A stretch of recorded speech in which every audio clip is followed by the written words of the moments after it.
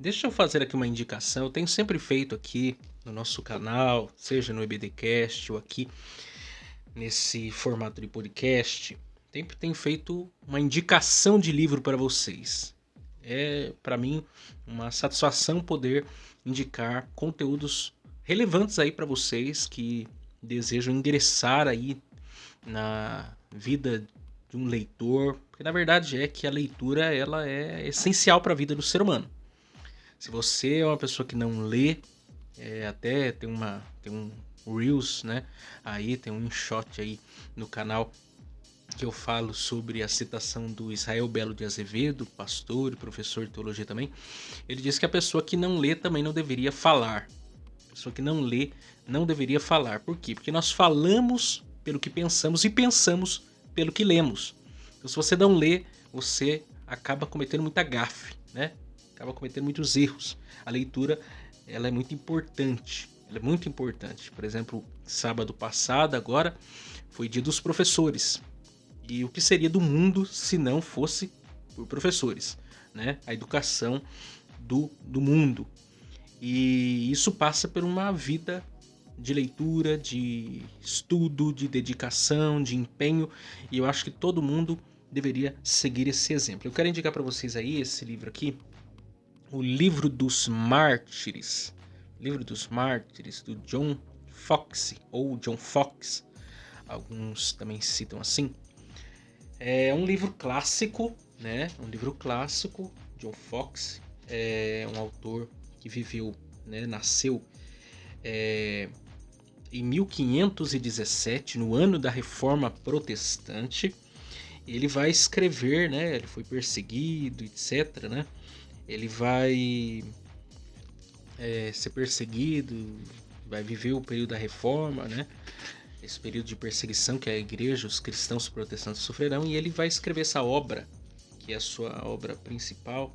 Ele fala de coisas assim imprescindíveis da história da igreja, dos mártires da igreja, e na verdade aquece o nosso coração ouvir o testemunho de outros, porque a história, como alguém vai dizer, ou é a nossa pedagoga ou é a nossa coveira. Se você não estuda sobre a história, você está fadado a cometer os mesmos erros que outros na história cometeram. Então, conhecer um pouco da história, sobretudo a história da igreja, a história do nosso povo, é sempre muito relevante. Tem até algumas coisas aqui que eu considerei muito relevante, que eu deixei até grifado, algumas histórias, alguns momentos muito chaves. Por exemplo, Policarpo, que foi bispo de Esmirna e também foi discípulo do apóstolo João.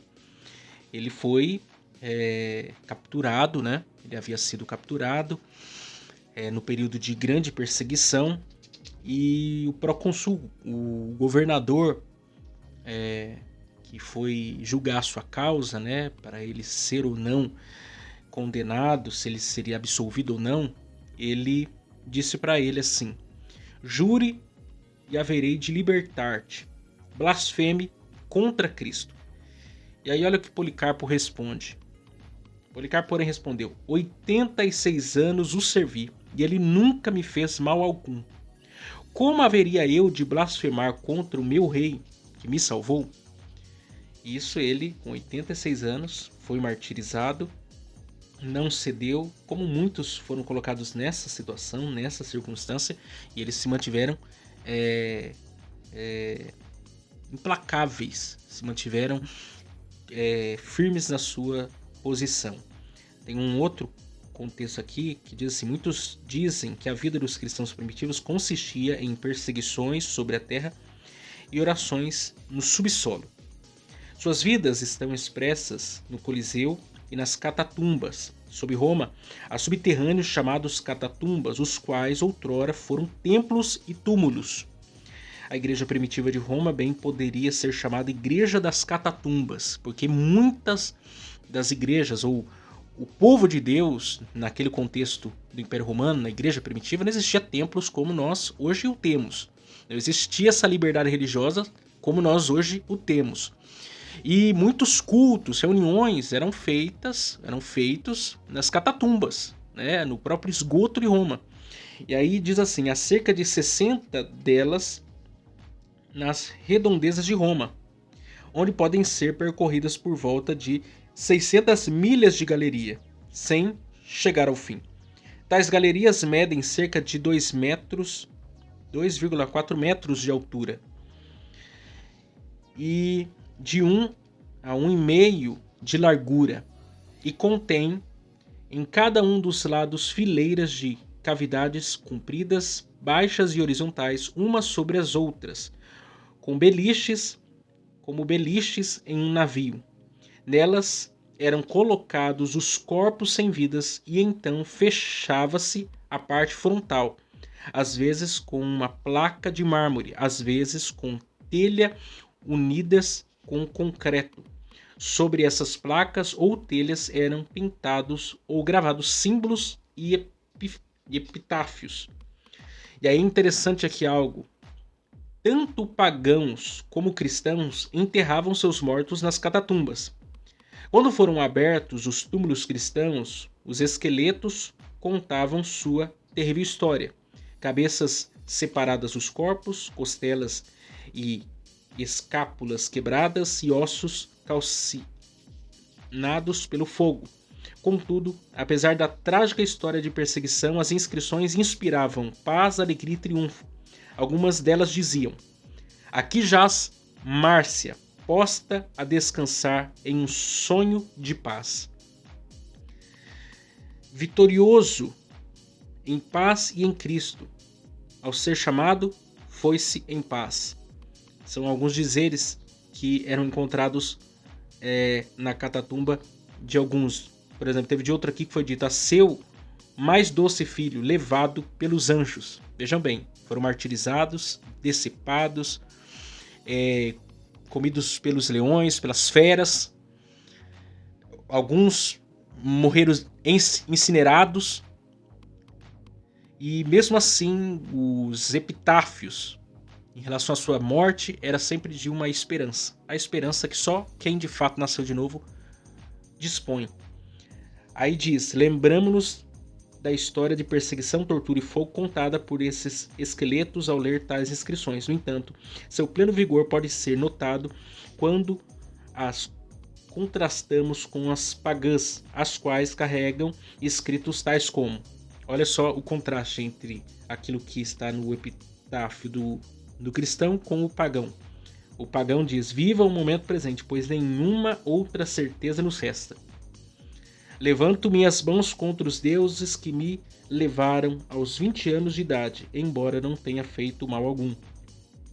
Uma vez não era, agora não sou, nada sei sobre isso e não é de minha alçada. Peregrino, não me amaldiçoe ao passar por aqui, pois estou em trevas e não posso responder. E aí você vê esse contraste, porque aquele pagão não tinha expectativa, até mesmo a cultura grega, como a romana, não cria na vida após a morte. Até porque a matéria é má. Quando Paulo esteve em Atenas, por exemplo, eles riam, né? Riram de Paulo, acharam que ele era um tagarela. Por quê? Porque quando Paulo falou de Cristo, de ressurreição e etc., de ressurreição do corpo, inclusive, soou ao ouvido deles como uma loucura completa, porque eram materialistas, né? Eles não entendiam, eles entendiam que o corpo era a prisão da alma, e morrer era estar no estado de liberdade, era estar livre, né? E Paulo dizendo que a ressurreição fala da restauração de todas as coisas, né? Fala desse corpo sendo transformado no abrir e fechar de olhos. Era uma loucura para eles. E aí você vê aqui esse contraste claro. Aí, para concluir, os símbolos cristãos mais frequentes nas paredes das catatumbas são o bom pastor com o cordeiro em seus ombros, um navio com as velas desdobradas, harpas, âncoras, coroas, vinhas e principalmente o peixe. E aí você tem aqui um retrato da história sobre homens que, diz Hebreus, que o mundo não era digno deles, tamanha sua piedade. E que foi com sangue, né? O sangue deles foi como uma espécie de regador da sementeira do evangelho, que nos fez chegar até hoje. Se o evangelho chegou até nós nos dias atuais é porque a história dispôs de muitos homens e mulheres de Deus que foram mártires, que prepararam um caminho, um terreno para que esse evangelho, essa palavra tão gloriosa de salvação chegasse até nós. Então fica aqui de indicação para vocês esse livro, gastei um tempinho a mais para falar sobre isso, mas que é relevante aí para nós esse assunto. Quem sabe um podcast sobre esse livro futuramente.